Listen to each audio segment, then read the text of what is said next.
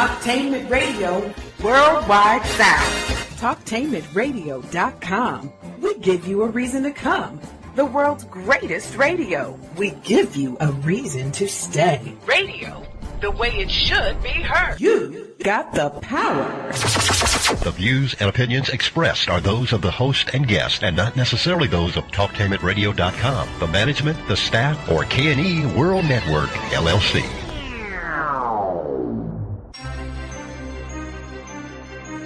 This is The Compensatory Concept with Mr. Neely Fuller, heard exclusively on talktainmentradio.com, the world's greatest radio.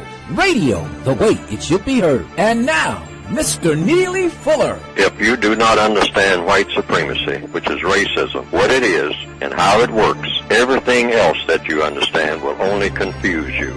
Only confuse you. Only confuse you. Good morning and welcome to talktainmentradio.com, the world's greatest radio, and you are in touch with the compensatory concept with Neely Fuller, and I am Mr. Bobby. And of course, this is radio the way it should be heard. Good morning from coast to coast, New York to California. We welcome you to today's program, and on the line with us, we have Mr. Neely Fuller. And as always, good morning, Mr. Fuller, and how are you? Good morning. I'm still learning. All righty, a little technical difficulty here, but we'll get him through here as we continue to work on that. Listen, if you would like to call in, you may by calling 1-877-932-9766 if you have any questions for Mr. Fuller, and he'll be happy to give you his take on whatever it is that you have him there. Is he on now? Is he ready, Dr. Fuller? Mr. Fuller, how are you? I'm here. Okay. And I'm still learning. And you are still learning. Yes, you are. Good. Starting off in the news, what would you like to start today's program off with? Well, I was having a discussion yesterday with someone because some people do have problems with the constant use of the term white supremacy because they say that they are uncomfortable with that term because it kind of turns a lot of black people off, you might say, to use a slang expression, because it in some people's minds it means that they are superior because they are white and by some type of divine forces or something like that, and that's sending an incorrect message to particularly young black people throughout the world. But then, like everything that I try to write or speak about, I say, first of all, I make the assumption that we're here to solve problems. When I say we, I mean the people who are on the planet who have problems. They're here to solve those problems. And apparently there are a lot of problems to be solved. Now, why did I come to that conclusion right off the top? Is because if the people of this planet were not here to solve problems, then we wouldn't have any problems. We'd be here for some other purpose. But everybody that I talk to, everybody that I've seen, everybody I've been around since I've been able to be on the planet and have some perceptions about what I'm supposed to be doing, it looks like everybody's running around trying to solve a problem. And then after they solve that problem, then it's another problem, then another problem. So then over a period of time, I looked at what was going on in the world, and I came to the conclusion that a major problem, it doesn't take in everything, but it certainly takes in so many things, is this problem called racism. I didn't know anything about racism until I was told. And I was told that I was in a category of being a non-white person in a racist system. And that was one of the first major things that I had to learn. I didn't make it up and didn't start it and didn't know anything about it and didn't really want to deal with it when I heard about it. But they said, hey, you're being presented with it. That's the way it is. That's the way the people that came before you, they were presented with it, and nobody has figured out what to do about it. So, Fuller, I mean, you have to do your best with it. And I say, the best with what? Well, this thing, some people call it racism, other people call it white supremacy. And I say, well, what's the difference between the two? Well, for all practical purposes, they're one and the same. That if you're white, you are supreme over people who are non-white. Now, it doesn't say that you're a supreme being over everything, over the entire universe. It just means that if you're white, you are a member of the royal family of white people, people who are classified as white, who have been classified as white, and or who have classified themselves as white, and then classified other people as being in the non-white category. Shades of black, black, brown, red, yellow, tan, beige, etc. And it means that if you're classified as white, you have the duty and the privilege of dominating and mistreating people who are classified as non-white, if you choose to do so. But it's basically your duty and your privilege for doing so. And that's the way it is. Okay. So that's how I picked that up. Okay. You're listening to the, excuse me, the compensatory concept with Mr. Neely Fuller. And if you would like to get in contact on the show, you can do that by calling 1-877-932-9766. Before we get to the caller on the phone, going back to that question that the problem with using the term white supremacy, in your opening, you always say concerning racism, if you do not understand it, what it is, and how it works, anything else that you say about this basically will only confuse you. Whoever you were speaking with, did you pick up on that they really did not understand what racism is and how it actually does work? That's why I'm saying it now. I'm saying when you look around, you look for the evidence. Once you make a statement about something, you say, well, is that true? That's the first thing you want to know when anybody says anything about anything. First of all, is it true? Whether you're talking about a shooting in Ferguson, Missouri, or whether you're talking about the height of a mountain in Kilimanjaro. Is it true? Somebody's making a statement. So is there such a thing as white supremacy?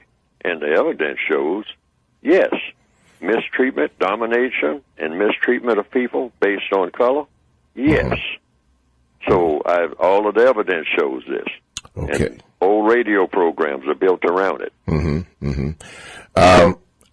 Still, I don't know if you understood my question. I said, based on your conversation, speaking with this person, were you able to determine by the questions that you asked this person that they did not understand what racism is and how it works? That's what I was asking you. No, well, the person actually was talking really about what that person had heard other people say. Oh, okay. Okay, I got my you. remarks. Okay. So I explained yesterday the same thing I'm explaining today. I'm talking about context. Okay, I got you. All right, we do have a caller on the line. Go ahead, caller. What's your question for Mr. Fuller?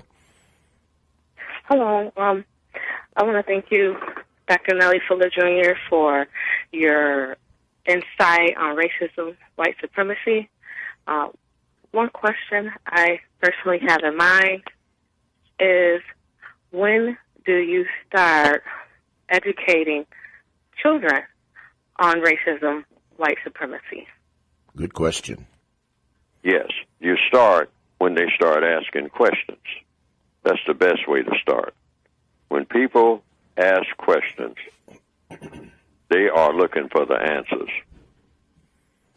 You don't have to indoctrinate people. Indoctrination means that you start telling people things before they can understand what you're really saying. And then you begin to dictate how they are supposed to think and what they are supposed to think.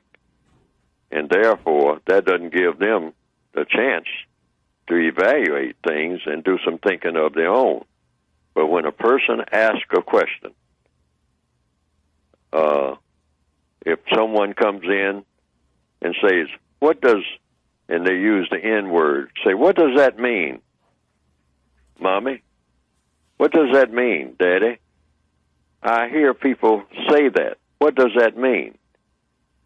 If you don't have the answer, then the answer at that time is, I don't know. You'll be doing that in a lot of things when you're talking to younger people or any people. If you don't know the answer to something, you simply say, I don't know. But then you say something else right after that. I will do my best to find out and give you an answer after I find out exactly what it means, what in answer to your question, and try my very best not to make any mistakes when I give the answer, because there's no such thing as a question without an answer. And the usual answer, the initial answer to most questions among the people of the universe, or among even creatures of the universe, animals. Animals ask questions all the time, and they're seeking answers. How do I get some food today? That's a question. I ate yesterday, but the food that was available to me yesterday doesn't seem to be available today. That's a bird that flies through the air. They ate a lot of seeds yesterday, but they ate all the seeds that were in sight yesterday. Now, when they woke up this morning, they flew around and they said, oh, yes, I recall. I ate all the seeds that were available here yesterday, so I'm going to have to fly somewhere else. Or do I fly somewhere else to see if I can find some more seeds? See, questions. All of our existence on this planet, or on any other planet, everything is geared with questions and answers. So, I always tell people, because people often ask, what do you tell young people? You tell young people the same thing you tell old people. You tell them the truth after you find out what it is. And if you don't know what it is, you just tell them that too. See, I don't have an answer to that. That's an excellent question, but I'm going to try to find out, and you can help me to find out. Sometimes you can tell people that. Let's go and find out what the answer to that is, how that all got started, what it means, what it's supposed to mean, what it shouldn't mean, what it should mean, et cetera, et cetera, et cetera. Because once you ask one question, you might wind up asking hundreds of questions about just one thing. It might be just one word before you get to what? To truth. Because that's what you're looking for. Do you have another question, caller, before we go? No, that would be it for now. I appreciate, again, your insight on that. I'm going to go ahead and meditate on that because children definitely have a lot of questions and definitely related to race. And I want to definitely do, as you said, Dr. Fuller, and not indoctrinate. So I'll go ahead and think about applying that, and maybe you can call back in next week with any other questions. I appreciate your time. Thank you very much. Thank you very much. You are listening to the Compensatory Concept with Neely Fuller, heard exclusively and live here on talktainmentradio.com, the world's greatest radio, and radio the way it should be heard. And if you would like to get in contact with the show, you can by calling 1-877-932-9766, and Mr. Fuller would be happy to answer your questions. Concerning ISIS, or the Islamic State in Iraq and in Syria, known as ISIS. I was in a conversation this morning with a person concerning that. And the question came up about, since they are whatever they are and doing whatever they do in front of the world on TV, cutting people's heads off and terrorizing people in those states, it appears that the world is looking for a response from the United States, in particular, Barack Obama. And it seems, and I use the word seems cautiously, that there is not an appropriate response for a group of people, and the people in Iraq and Syria are asking for help. And these people, ISIS, are cutting people's heads off. The question came up, what do you do in a situation like that? Do you stand there or sit and be passive and let them cut your head off? Or do you fight back with that? And how does this fit in to the system of racism, white supremacy? Well, the initial answer is I don't know about that last question. See, because you asked several questions there. How that fits into the system of white supremacy, I don't know. But according to the code, the process is to find out. Because if the white supremacists are involved in any of this, any kind of way, just one white person who believes in white supremacy, if they're involved in any of these events, any kind of way, then the assumption, the correct compensatory counter-racist assumption has to be that it's a white supremacist operation, whatever it is, if non-white people are being harmed. So these are the first things you have to find out. See, right now, my answer to that whole ISIS question is I don't have enough information.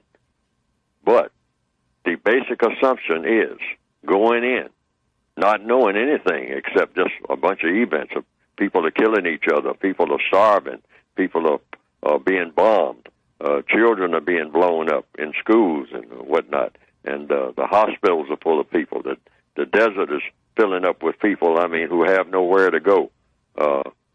Ladies with their babies in their arms. All kinds of chaos, all kinds of confusion. People riding around in trucks, shooting rifles in the air, and then shooting at people somewhat randomly and all like that.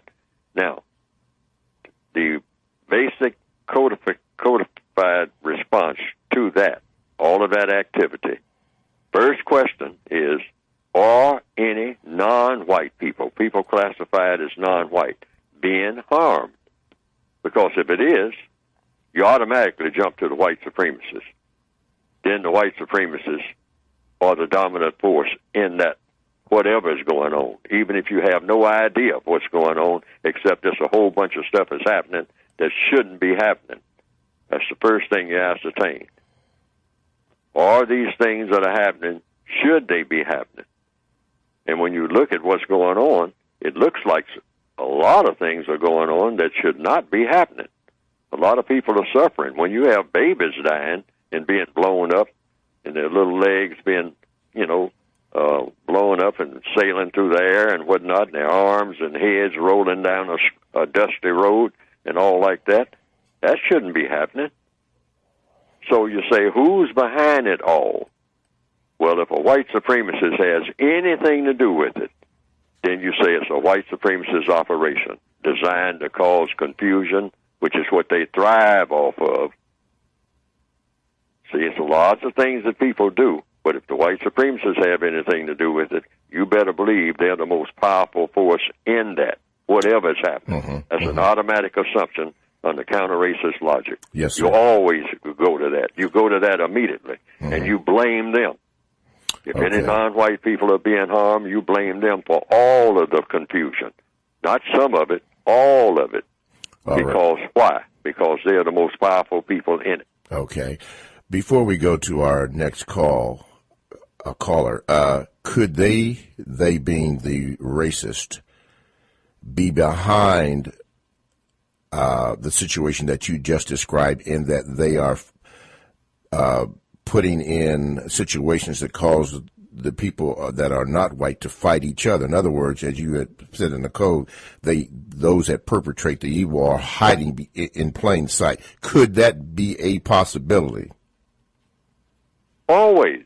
You Okay. make that assumption. They're always the suspects. I call them the usual suspects, a term that I got out of the movie Casablanca. Okay. You know, round up the usual suspects, and most likely when you do the rounding up, it's them.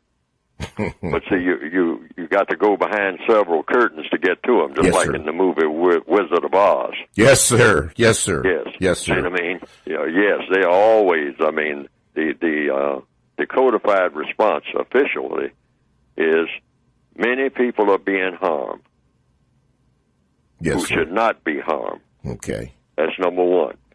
In cases like this, many people are being harmed who should not be harmed. Many people are to blame. See, lots of non-white people are to blame for the direct acts, maybe. I mean, if it's non-white people and white people involved, all right? And are just non-white people involved with each other. And then the people who are most to blame are hiding in plain sight. Because nowadays, in these modern times, the white supremacists will sit up in plain sight and say, what's going on?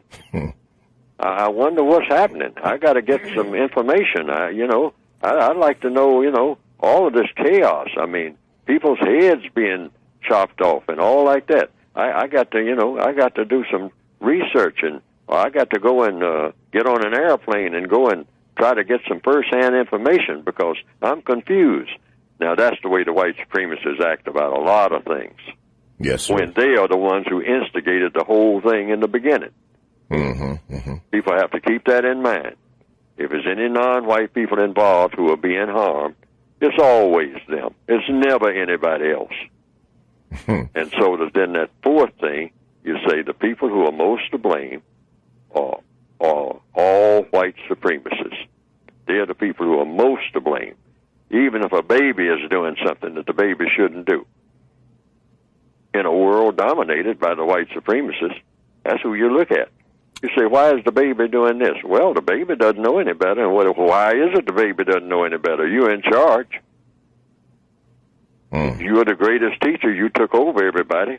All of the non-white people on the planet are under your thumb. See, so when they say something about, well, that fella down there, Michael Brown, he wasn't acting right. Well, who's his teacher? Wait a minute now. Who's his parent? Oh, well, he got black parents. No, he hasn't. There's no such thing as a black parent in the system of white supremacy. Well, how about that? I'm going to repeat that again.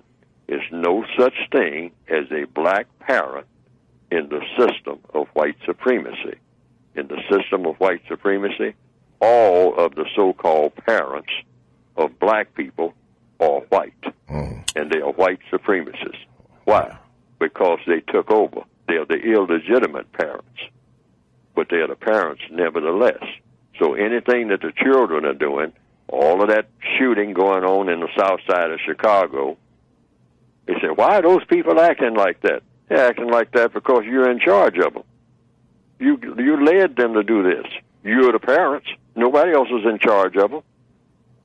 Say, yeah, but black people give birth to them. We give birth to them under your umbrella. We don't have any power over what you say are our children at all. You have all of the power because you have power over me. That's what you tell the white supremacists. Wow. Let's get these ducks in a row. Mm-hmm. Very compelling.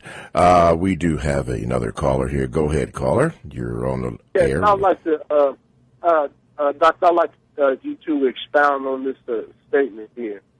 And the second thing is just a question. Why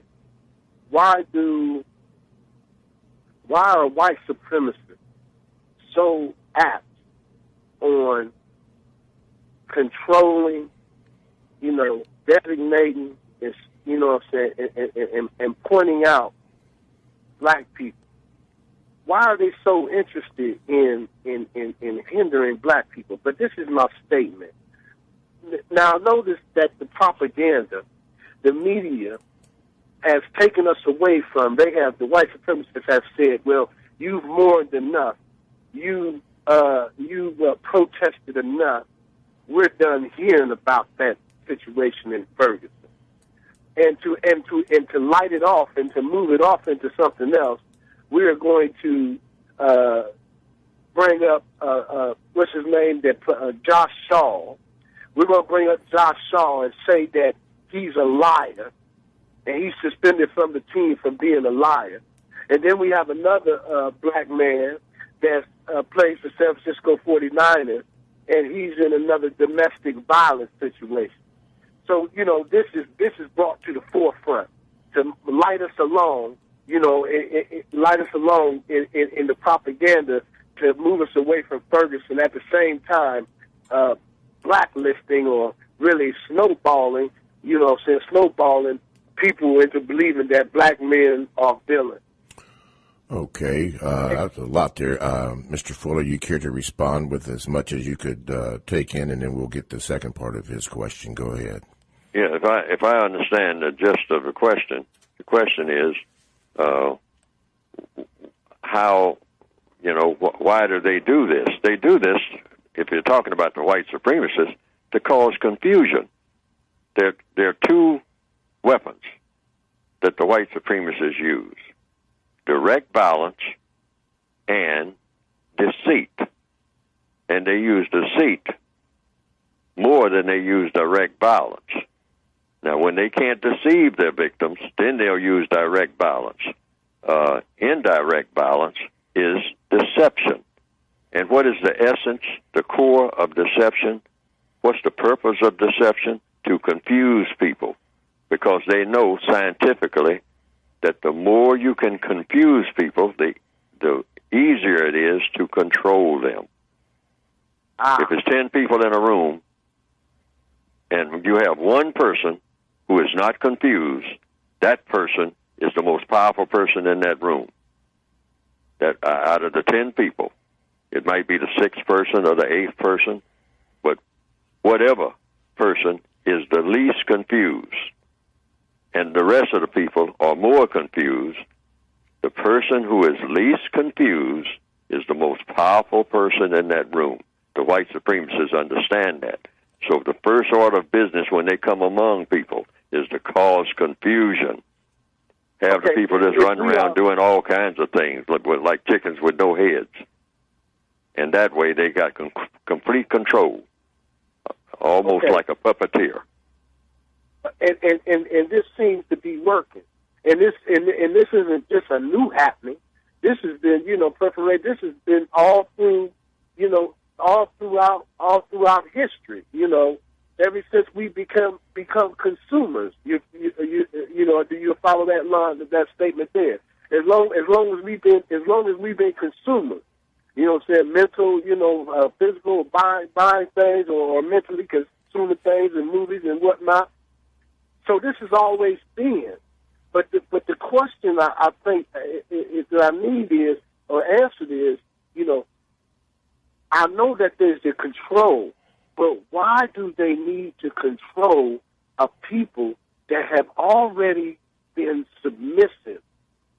And from a religio-cultural scheme of things, this consumerism of the religio-cultural of black Christianity and so forth.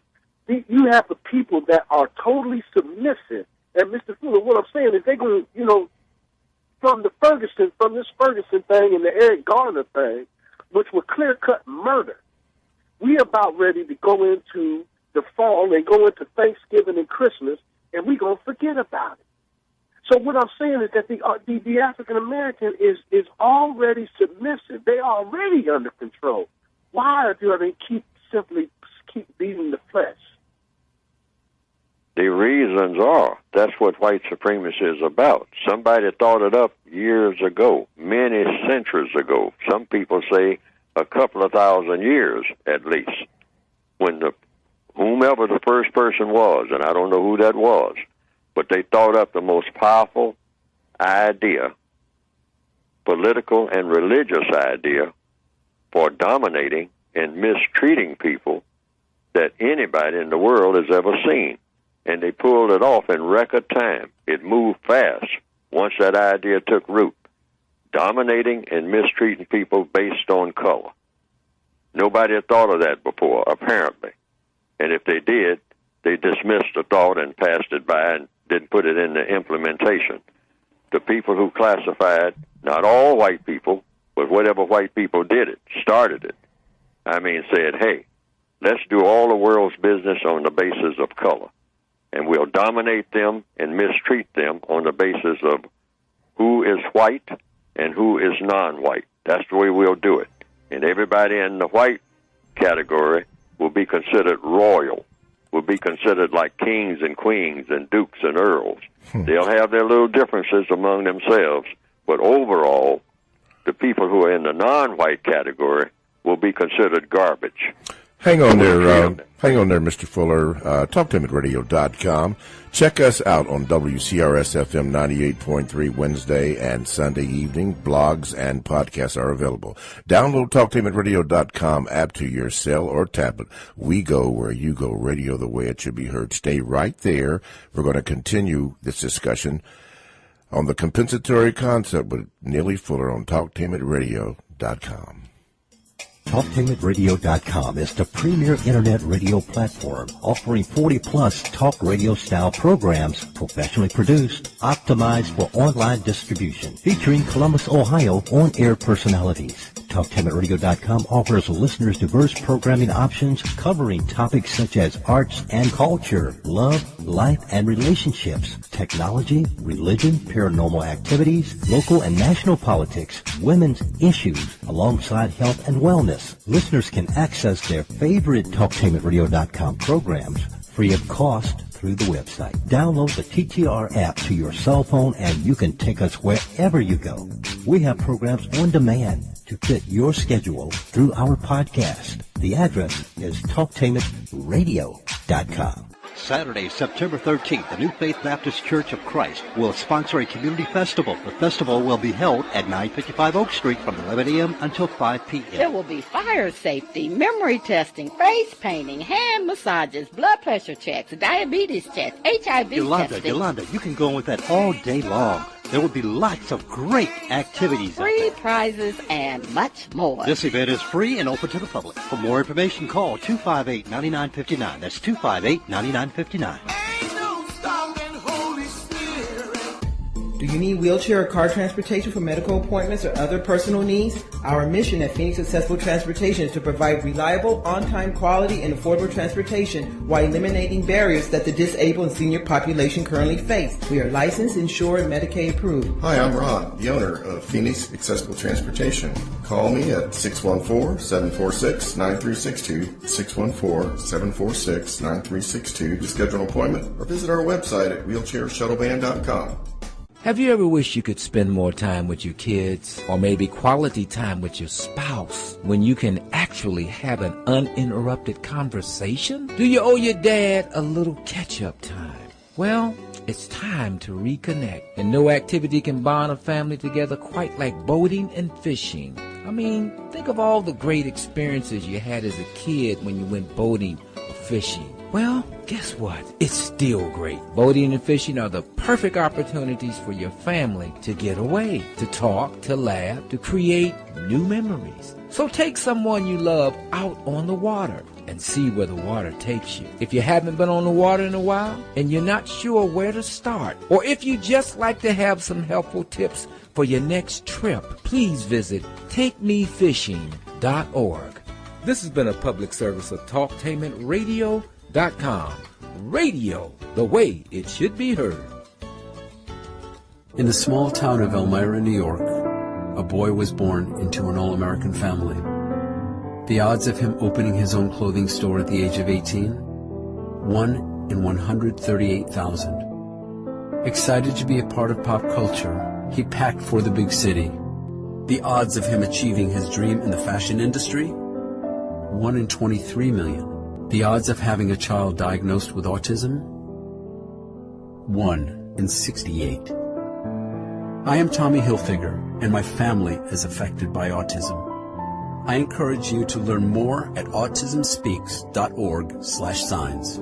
Early diagnosis can make a lifetime of difference. Brought to you by Autism Speaks, the Ad Council, and talktainmentradio.com, the world's greatest radio. Supporting minority education. I'm Sean Booker, dammit, from The Melting Pot. I'm here to tell you that as the mother of a high school senior, I know due to financial circumstances, many of America's deserving minority students do not have access to a college education. Since 1944, the United Negro College Fund has sought to provide one. Since 1972, the beginning of this campaign, UNCF has helped more than 300,000 talented students earn a college degree. I'm Sean Booker, dammit. Give a helping hand.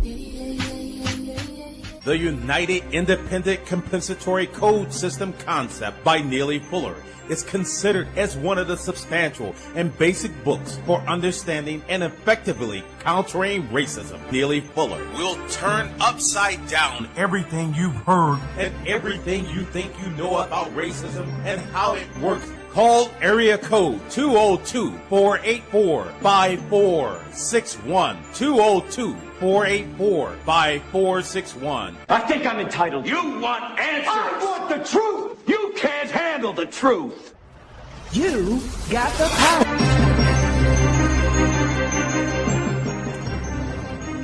Welcome back to talktainmentradio.com, the world's greatest radio. That's radio the way it should be heard. This is Mr. Bobby, and you are listening to The Compensatory Concept with Neely Fuller.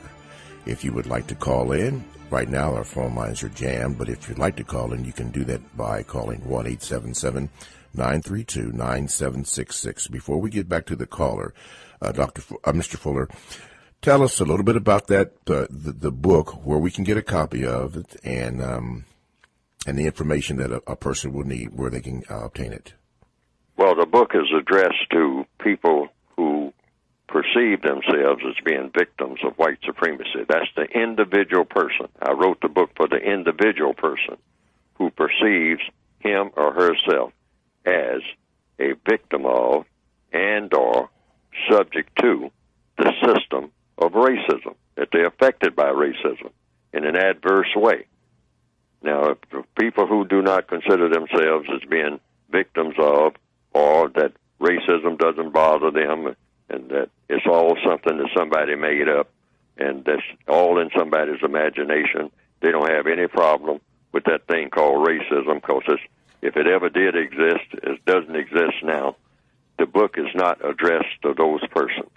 So I want to make that clear. Mm-hmm. But it's a textbook workbook for thought, speech, and or action for the individual person who perceives him or herself as being a victim of racism. That's the subtitle of the book. And there's also an additional book called A Compensatory Counter-Racist Codified Word Guide, meaning how to use words, how not to use words, what words to ask questions about when other people use them, because words are the tools by which people communicate. And the white supremacists, in their forked-tongue manner, are the master of words. They know how to invent words and invent definitions for words so that they can get people to do what they want done. They know how to change the definitions of words right in the middle of anything that's going on. You will recognize something as being, or think that you recognize something as happening a certain way, and when they appear on the scene, they'll say, oh, you're talking about this, and this. Oh, well, that's not really what's happening here. What's happening here is this, and this. And then you will see it a different way because they're telling you how to see it. You're looking right at it, and nothing has changed, but they'll tell you that lots of things have changed, even though you're looking right at it and it didn't change. But by the words that they use, they'll keep talking to you, and then you will begin to see what they are saying because they are saying it, not because of what is actually going on. They're saying that, you don't have any segregation now. You don't have slavery now. Slavery went out of style a long time ago. But see, there's all types of slavery. But the main core, you might say, and I have this in the book, the core of slavery, basically, if you look at it this way, it depends on how you choose to look at it. What is a slave? What is slavery? Slavery is when someone is mistreating you and you don't know what to do about it. That's slavery. Mm-hmm. Slavery never did end because plenty of people are being mistreated who don't know what to do about it. So you can get the book, the basic book, and the codified word guide, one or both, by going to producejustice.com. That's producejustice.com. And what will come up on your screen is the method for ordering. Okay, very, very good. Okay, 1-877-932-9766. All right, caller, go ahead. Continue with your last question. Yes, Dr. Fuller, I understand what you were saying about, why they do this. I guess you're saying that it's professional. Dr. Francis Cress Welsing says that it's because of the testicles or the genitals of the black man to produce and genetically annihilate white people, and this is why white supremacy, abounds and whatnot. How do you assess that, Dr. Neely Fuller? Thank you for your time. Thank you, caller. Well, the way I assess it, since I do not explore I'm not a geneticist, and I don't know very much about. Basically, I know practically nothing about melanin and its essence and what it does and what it doesn't do, except there is evidence that when you mate a black person with a white person and produce an offspring, in many, many cases, in a greater number of cases, the offspring of black and white is going to be something other than white. So, there are many white supremacists who fear that happening. So a lot of people say that that's the essence of how white supremacy came into being. I simply say I don't know, because I have opinions that all of the evidence shows that could very well be true. But my initial answer, like I say in answers to any questions when I don't really know for sure, I say I don't know. And I would say that people who seek to know should seek to know and get as much information as they possibly can. I deal with the functional part. In other words, what people actually do. Because when I started writing my book, I didn't write it so much from a historical perspective. I write about what the individual person can do about it now that we're stuck with it. Because I noticed that was a whole field that was being neglected. We have many historians and many geneticists and many people who have studied, I think there are several large volumes out now about all the scientific things about what melanin does. Melanin means things associated with the color in people's skin. And, it's not just what's on the surface, it's what it really is in essence.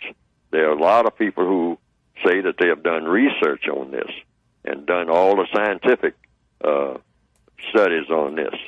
And going all the way back, to the time of when the first person appeared in the universe. What color was that person and whatnot?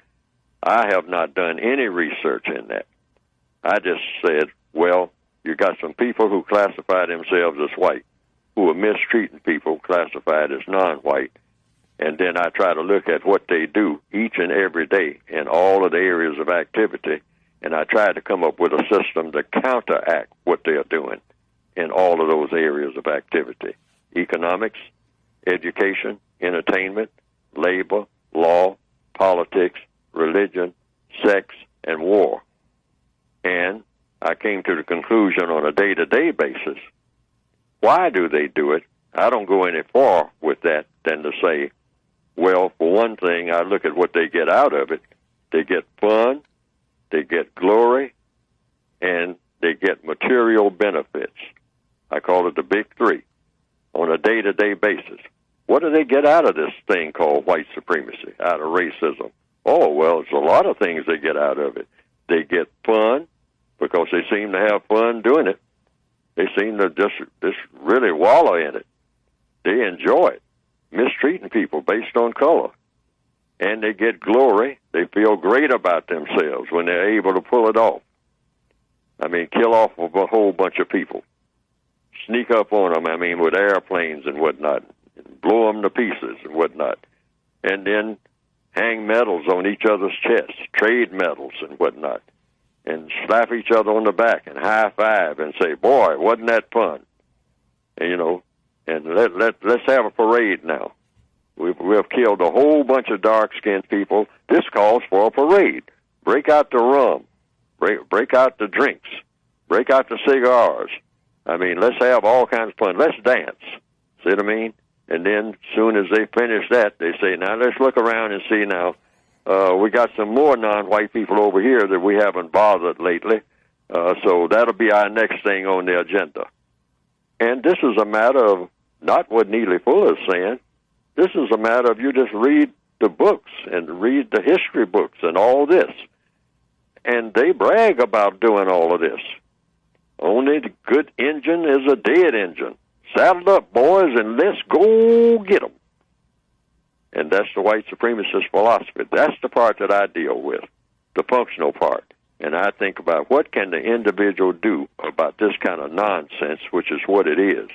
This is not the way this planet should be run. Mistreating people based on color. Wow. Or any other thing. Yes, Mistreating people should not be something that you get fun and glory and profit out of. Nobody should do that. Mm-hmm, mm-hmm. You're listening to The Compensatory Concept with Mr. Neely Fuller, heard exclusively and live on talktainmentradio.com, radio the way it should be heard. And if you have any questions, you can call in at 1-877-932-9766, and Mr. Fuller would be very happy to answer your questions. Mr. Fuller, a few weeks ago, you intimated that you were born in Oklahoma, and a question came up about the incident. I believe it was called the Black Wall Street, the incident out there in Oklahoma. If you know anything about that, could you explain what happened on that and how the concept of racism, white supremacy played a role in the destruction of the so-called Black Wall Street? Well, you might say it's just something that evolved on its own in a vacuum. You might say that because when I say a vacuum, because nothing really under white supremacy when it comes to people, there's no real vacuum there. Every vacuum, so-called vacuum, has already been filled by the white supremacists. But it appears that how that evolved into what people gave that popular term, Black Wall Street, and mostly they were talking about little stores and you know, grocery stores and banks and movie theaters, etc., on the black side of town. Now, what made it different from the black side of town in a lot of other places? Well, it's because there was a lot of territory in Oklahoma. Oklahoma had just recently been what is called Indian territory. They had driven a lot of Indians out of Georgia, Alabama, Florida, across what they call the Trail of Tears, because so many people died being moved out of there, being forced from one place to another into what they call, it wasn't called at that time Indian territory until the Indians got there, and because it was considered to be a worthless place. So they said, drive all these Indians out of this prime land down here in Florida and Alabama and Georgia and send them west out there. Now, these are the white supremacists that made these decisions. And so they sent the Indians out there, and so the Indians were out there until somebody said, hey, I just heard there's some gold out there where you sent them Indians. And so then here came the white supremacists again, flocking into there. And so some black people running away from the Deep South, I understand, I've been told, they heard about this Indian territory being, you know, not really under any kind of flag or anything. People just were kind of running around doing whatever they wanted to do because they hadn't established any real government there. So a lot of black people fleeing the South and hearing horror stories about the North ain't quite what it's been made to look like either. So they said, well, we'll go west. So a number of black people, not a great number, went west into what they call wild territory, wide open territory, just free for the taking. I mean, just go and stake off some land and to start doing some farming. So I understand that's how it got started. And so what happened with the black people and the white people who went there was so much territory, the white people basically didn't even pay any attention to the black people because they were just interested in grabbing some land, and start digging for diamonds or whatever was there, and mostly oil and et cetera, because they heard that's, up under that ground there was some oil and that was coming into being as a popular thing. So the black people who went there, they just kind of settled there and started doing what they do best, what they've been taught to do, and that's farming. But the land was very poor, but they made the best of it because they had to do something. And so a little town grew up, you might say, or a side of town, Tulsa, Oklahoma, that became, the center of it became something called Greenwood and Archer, which was actually the crossing of two streets. And so along that town, the white supremacists, not wanting to have anything to do with black people at all, and they were so busy, grabbing the Indians' land and whatnot, that black people kind of prospered on their own on that side of town over a period of time. And the white supremacists said, well, we don't want to even sell anything to them. We don't want any contact with them at all. Let them have their little banks and whatnot and their little movie theaters. As long as they don't bother us, we don't want to sit next to them. In fact, we don't even want to see them. So that was kind of different from what you call the Deep South, where the plantation owners owned the company store. And they had all kind of connections with black people when it came to things that would benefit them. But apparently in Oklahoma at that time, they didn't want any contact with the black people at all. That gave the black people a little leeway in doing things like establishing a bank. It was several towns, Boley, Oklahoma, where black people had their own bank. Now, when you got your own bank, that's different from anywhere in the North or the South. Where did black people have banks? All over the North, all over the South, even today. No, banking is very important. This is where money is generated. This is where money is accumulated and loaned out to farmers and whatnot. And they can get loans, and you begin to have a stable settlement when you have banks. So the white supremacists said, let them have their own banks as long as they're not, I don't care what they do over there. I don't care. I don't want to be mixing with them any kind of way. I don't even want to look at them. So, but sooner or later, some white people became envious because a lot of white supremacists, with the white supremacist mind, saying, like in that movie about that place in Florida where black people had a similar settlement. Rosewood, I think it was. Yes, in Rosewood. What was that white man said when his buddy said something about that? Only he didn't say Negro, but he said the equivalent word. He said, that Negro, that N-word, has a piano. They said, yeah, he has a piano. So what? Say, yeah, but he has a piano. Say, yeah, he's got a piano. He said, yeah, but I don't have a piano. Say, well, you don't even play a piano.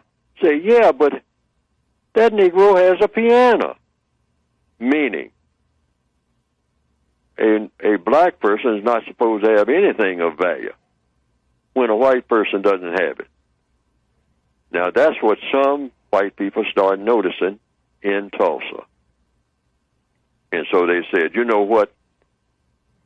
Those black people over there got stuff that we don't have, that some of us don't have.